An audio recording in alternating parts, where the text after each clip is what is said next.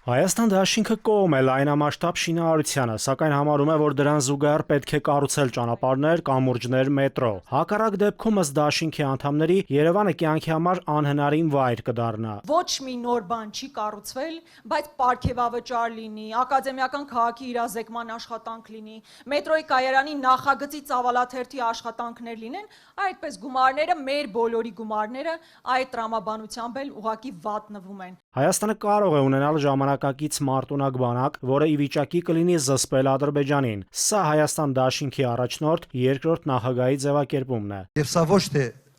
ասում եմ նրա համար, որ մենք պետք է այդպիսի բանակ ունենալ sense պատերազմի համար։ Հենց բանակը պետք է ունենանք պատերազմ չունենալու համար։ Դաշինքը համարում է, որ Հայաստանը պետք է վերականգնի հարաբերությունները ՀԱՊԿ շրջանակում եւ ամրապնդի կապերը Ռուսաստանի հետ անվտանգության ոլորտում։ Ըստ Քոչարյանի, բարդ տարածաշրջանում գտնվող փոքր երկրի համար մեծ սպառնալիք է պաշտպանական կառույցի մաս չլինելը։ Փոխանակ դու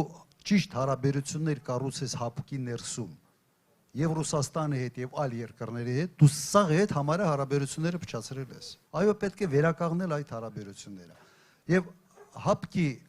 կենտրոնական այսպես պետությունը ՀԱՊԿ-ը կառուցված է Ռուսաստանի շուրջ։ Քաղաքական գործչի ձևակերպմամբ ՀԱՊԿ շրջանակում հնարավոր էր մեծ արտոնություններով համալրել սպառազինությունը եւ շատ հարցեր ըստ Քոչարյանի կլուծվեին առանց գումարի։ Ֆրանսիական մի հրետանի են ցույց տվել, ֆրանսիական հրետանի, որը իրականում լավն է, լավ հրետանի է։ Մոտարապես գինը 5-6 միլիոն դոլար մեկը ավտոշասիի վրա, անունը Ցեզար, եթե չեմ սխալվում, դա են ցույց տվել, նմանատիպ զենք Ռուսաստանը ունի, որի գինը 2.5 միլիոն դոլար է։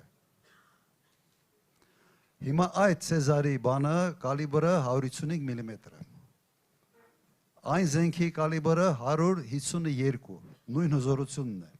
հեռավորությունը նույնն է, ամեն ինչը նույնն է։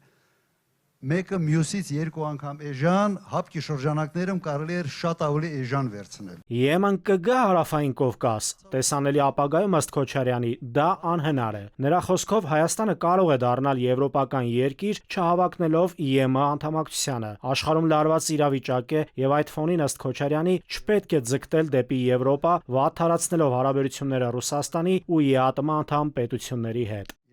Նաիրի Մուրադյան, ժամը լրատվական։